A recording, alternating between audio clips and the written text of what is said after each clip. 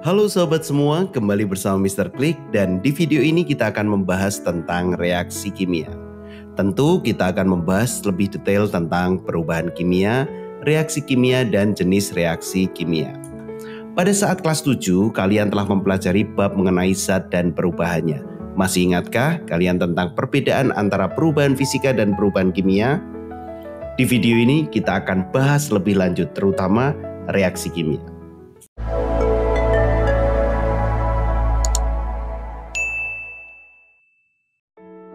Sahabat diharapkan dapat menjelaskan konsep dasar reaksi kimia.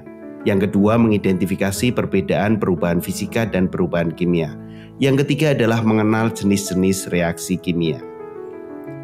Perbedaan utama antara perubahan fisika dan perubahan kimia terletak pada pembentukan zat baru dalam perubahan kimia. Dalam perubahan ini, zat awal mengalami transformasi sehingga sifatnya menjadi benar-benar berbeda dari sifat zat yang dihasilkan setelah reaksi berlangsung. Nah, kita tahu bahwa ada dua perubahan, yaitu perubahan fisika dan perubahan kimia. Perubahan fisika merupakan perubahan pada suatu zat yang tidak menghasilkan zat baru, hanya mengubah bentuk, ukuran, dan wujudnya. Sifat kimia zat tetap sama setelah mengalami perubahan ini. Perubahan ini bersifat reversibel atau dapat dikembalikan seperti bentuk semula dan tidak melibatkan reaksi kimia. Contohnya adalah es yang mencair menjadi air, air yang menguap menjadi uap air, ataupun potongan kaca karena kaca yang pecah. Bagaimana dengan perubahan kimia? Perubahan kimia ini merupakan perubahan yang menghasilkan zat baru dengan sifat yang berbeda dari zat asalnya. Perubahan ini bersifat permanen dan tidak dapat dikembalikan ke bentuk semula dengan cara fisik. Reaksi perubahan kimia ditandai dengan pembentukan gas, perubahan warna, atau pelepasan energi dalam bentuk panas ataupun cahaya. Contohnya pembakaran kertas, perkaratan besi, dan fermentasi susu dan yogurt. Perlu diketahui sahabat semuanya bahwa reaksi kimia ini merupakan proses di mana satu atau lebih zat yang sering disebut dengan reaktan mengalami perubahan menjadi zat baru atau produk, tentu dengan sifat yang berbeda. Perubahan ini terjadi karena adanya pemutusan dan pembentukan kembali ikatan kimia antara atom-atom penyusun zat. Perlu diketahui bahwa ciri-ciri reaksi kimia ditandai dengan adanya yang pertama adalah perubahan warna. Terjadi saat terbentuk zat baru dengan warna yang berbeda. Misalnya adalah besi berkarat berubah menjadi coklat kemerahan. Yang kedua adalah pembentukan gas. Ditandai dengan munculnya gelembung ataupun bau, seperti reaksi ayam cuka dengan soda kue yang menghasilkan gas CO2. Yang ketiga adalah perubahan suhu. Suhu bisa naik atau turun, contohnya pembakaran kayu yang menghasilkan panas dan pelarutan amonium nitrat yang membuat dingin. Para ahli menuliskan suatu reaksi kimia dalam bentuk persamaan kimia, tentu untuk menunjukkan apa yang terjadi sebelum dan sesudah reaksi kimia tersebut. Persamaan kimia dimulai dengan menuliskan reaksi-reaksi yang digunakan, lalu diberi tanda anak panah dan diikuti oleh semua produk yang terbentuk. Persamaan kimia ditulis sebagai berikut: reaksi menghasilkan produk. Kita coba akan analogikan secara lebih sederhana. Contoh persamaan kimia dalam keseharian, contohnya misalnya mau menanak nasi. Maka persamaan reaksinya dapat ditulis sebagai beras tambah air menghasilkan nasi. Beras plus air, tanda panah, nasi. Dari persamaan reaksi di atas dapat disimpulkan bahwa reaksi antara beras dan air sebagai reaksi menghasilkan nasi sebagai produknya. Dan perlu sahabat ketahui bahwa sifat-sifat reaksi tidak sama dengan sifat produknya. Kita perlu untuk mengetahui jenis-jenis reaksi kimia. Nah, reaksi kimia yang pertama adalah reaksi kombinasi atau sintesis.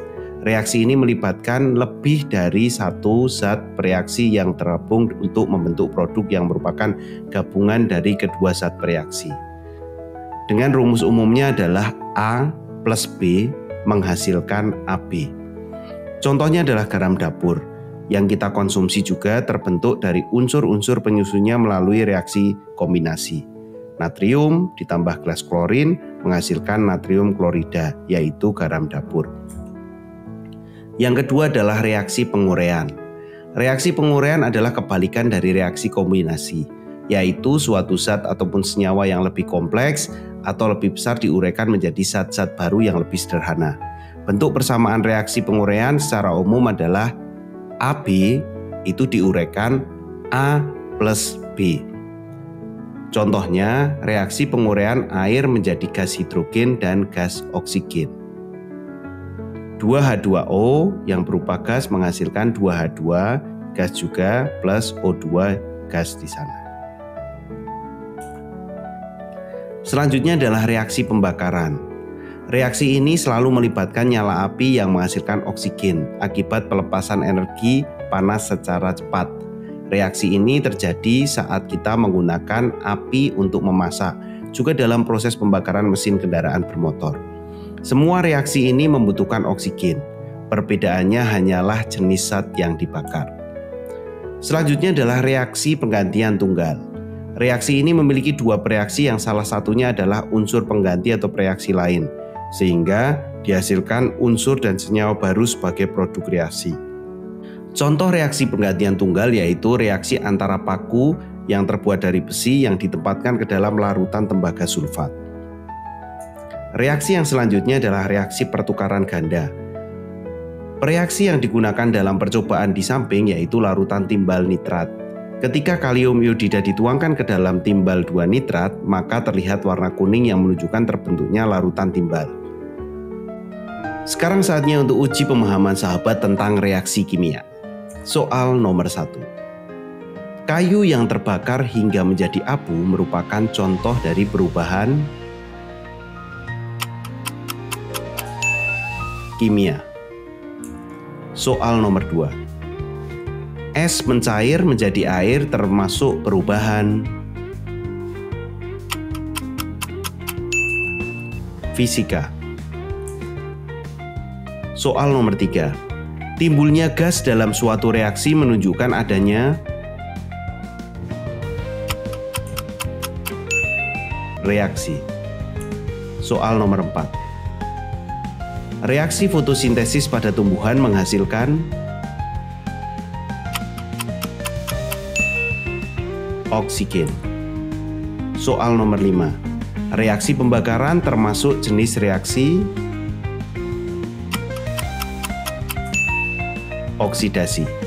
Terima kasih telah menyimak video Mr. Klik, semoga bermanfaat untuk sahabat semua. Sampai jumpa di video selanjutnya. Dadah.